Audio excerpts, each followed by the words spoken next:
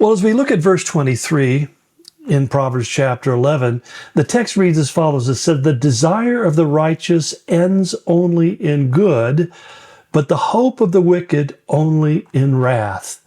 Now, when you read a passage like that, I think it's really important to decide which words you're going to focus on.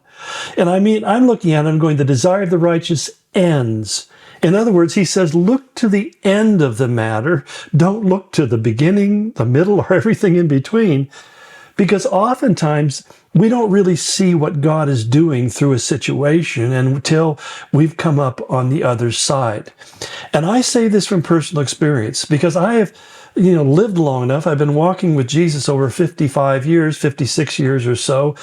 And over those years, I've come to discover that there were so many times when I was saying, Lord, I have no idea what's going on here. I have no idea what the plan is. I don't feel like I have anything to bring to the table or anything that's going to say that makes a difference. And I've been really kind of amazed that God once spoke through Balaam's donkey, and he's spoken through many donkeys since. And I would put myself in that donkey category. That I am amazed because I don't think that there's anything special or spectacular about me. In fact, I got to wonder, question your wisdom and even taking the time to follow along in these daily devotionals. And I appreciate it. But I think, frankly, when I look in the mirror, I don't see anything that makes me want to stand up and take notice. And I say that because, not because I'm trying to be real humble, but because I think this is what many of us do. We look at ourselves and we think, what do I have to bring to the table? What do I have to offer? I'm not the smartest. I'm not the most talented. I'm not the most coordinated, and on we go. And yet God has put in you something that you don't even appreciate because it came to you so easily. And that's really where being gifted by the Holy Spirit is deceptive. Because when we're gifted, it's like we didn't work for it. It's a grace, a capacity, ability that just kind of naturally leaks out of us. And many times it's operative and we don't even see it because it doesn't feel like we're doing anything all that special. And yet so many times I've had people turn to me and say, you have no idea when you said X, Y, Z, what that meant to me. And I'm thinking to myself, I don't even remember saying that. It wasn't notable to me, but the Holy Spirit was able to take that and impact their life in a powerful and wonderful way. And that's why he said the desire of the righteous ends only in good. The key here is, what is the desire of your heart? If your desire is for fame or riches or popularity or, basically a lot of people's attention to be focused on you and all those kinds of things that are part of the human struggle, well, you're going to find yourself probably not ending up where you want to be. You're going to find out that it doesn't work that way. You see, I've lived long enough to watch the careers of a lot of entertainers and musicians and people who were really quite gifted and at a moment in time, they went to the top of the charts. Remember, we called them one-hit wonders. People who wrote this song or sang the song, and they were the toast of the town, and everybody wanted to have something from them.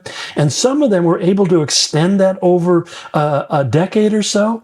But on average, movie stars and actors of various kinds and TV and musicians have a career trajectory of only about 10 years at the most.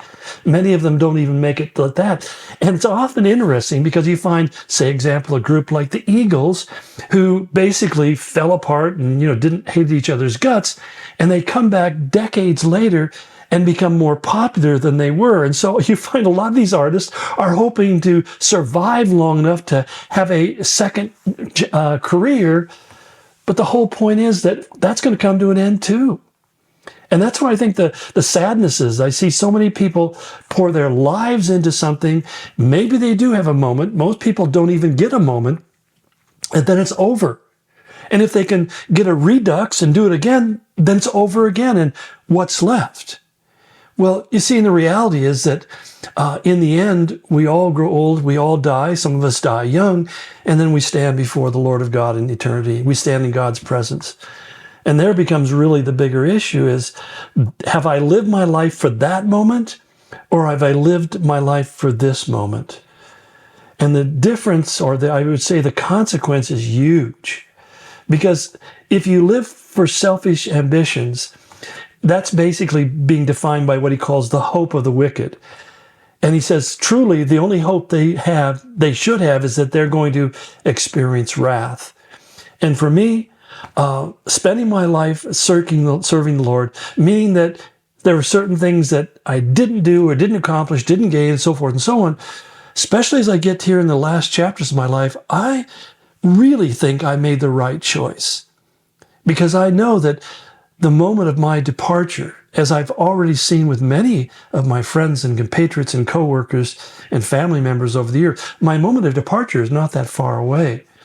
And so, because I know that's ultimately destiny, I want to look towards to that moment where the goodness of the Lord overwhelms my life in wonderful ways, and to avoid the wrath that's going to come to those who sought to live only for themselves. So, if you're struggling with that, I ask you to focus on taking whatever amount of time you have left, maybe only 15 minutes. Say, Lord, here I am. Take whatever's left over and use it for your glory, because you may be shocked how that even your last breath, God could use that to impact people's lives. I've seen people who have communicated the gospel so powerfully by just the way they died, that it impacted their friends and family and others who heard the story. So don't count yourself out. But hopefully you're not right at that moment. But I'm just saying, don't look at yourself and saying, well, I have nothing more to offer. In fact, what you do have to offer above and beyond everything else is you can pray for those people who still haven't found Jesus. So hope that's encouraging to you. And we'll continue tomorrow. God bless you. Go in his grace.